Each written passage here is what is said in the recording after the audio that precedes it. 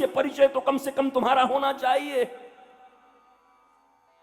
तुम तो आईने के सामने नंगे खड़े होकर के कह सको कि मैं ये हूं। और याद रखना,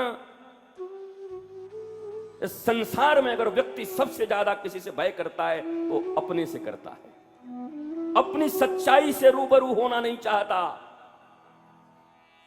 तुम देखना, तुम्हारी मित्र मंडली हो, तुम्हारे परिवार रिश्तेदार अपने हो, और जब कभी तुम चिंतन की मुद्रा में कभी कभी कोई ऐसी वाणी गुरुदेव भगवान की लग गई, किसी संत की लग गई, ग्रंथ की लग गई, और बैठकर चिंतन करने लगते हो, वास्तव में ये जीवन क्या है, ये जीवन में लक्ष्य क्या है, क्या ऐसे ही कष्ट में रहने के लिए, क्या ऐसे ही रोने के लिए जीवन मिला है? लगता है कोई भूल हो रहा है, मुझे मुझसे परिचय करना चाहिए। लोग कहते हैं व्हाट आर यू थिंकिंग, पागल हो गए हो क्या, लिव इट, अरे इतना क्या सोचता है, चल मस्ती करते हैं।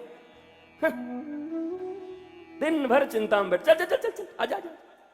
उस समय वो तुमको बड़ा अपना लगता है, मेरा कितना ख्याल रखता है। अरे उससे बड़ा शत्रु तुम्हारा इस दुनिया में कोई नहीं।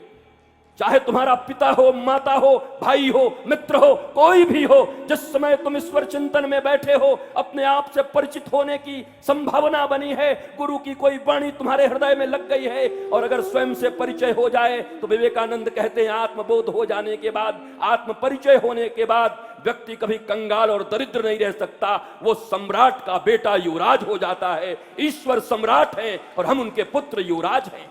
जब तुम युवराज बनने की कदम की ओर बढ़ाते हो तो लोग तुम्हें रोक लेते, और रोकने वाले तुम्हारे निहायत अपने होते, निहायत एकदम अपना। बेस्टी जिसे कहते हो, बेस्टी है। महाराज जी मेरे हैं 3 बेस्टी हैं, फ्रेंड। और बेस्टी है, भगवान जाने क्या करेगा तेरा वो।